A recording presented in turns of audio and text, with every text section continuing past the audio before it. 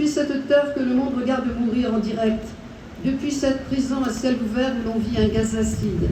Oui, je dis bien, un gazacide. Un génocide, c'est tuer un peuple. Mais ce que nous vivons, ce n'est pas seulement tuer un peuple.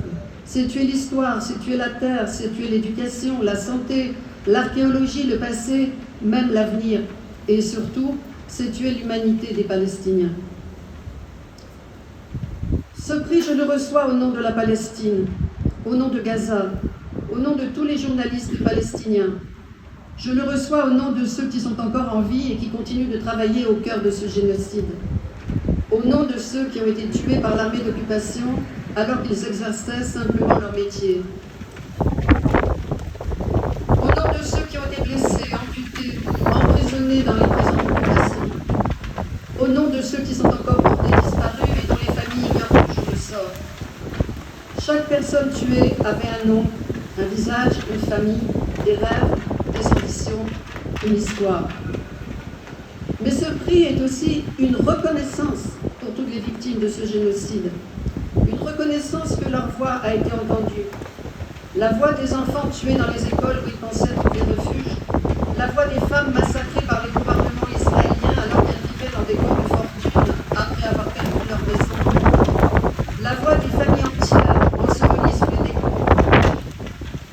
La voix de celles et ceux qui sont morts sans sépulture, sans adieu, et dont les corps restent encore aujourd'hui sous les ruines. La voix de celles et ceux qui ont été tués par l'occupation israélienne, puis laissés dans les rues, dévorés par les animaux. Une scène d'humiliation absolue, où même le droit d'être enterré dignement après la mort est refusé. L'occupation ne tue pas seulement des Palestiniens, elle tue la Palestine.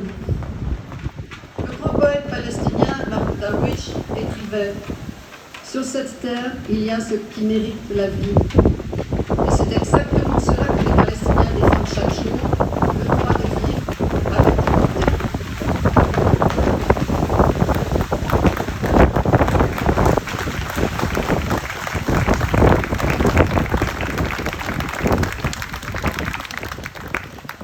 Il n'avait pas pu évidemment se rendre à Bruxelles. Il a donc reçu son prix par visioconférence, dans la mesure où les organisateurs n'étaient pas du tout sûrs de pouvoir lui garantir un retour à Gaza.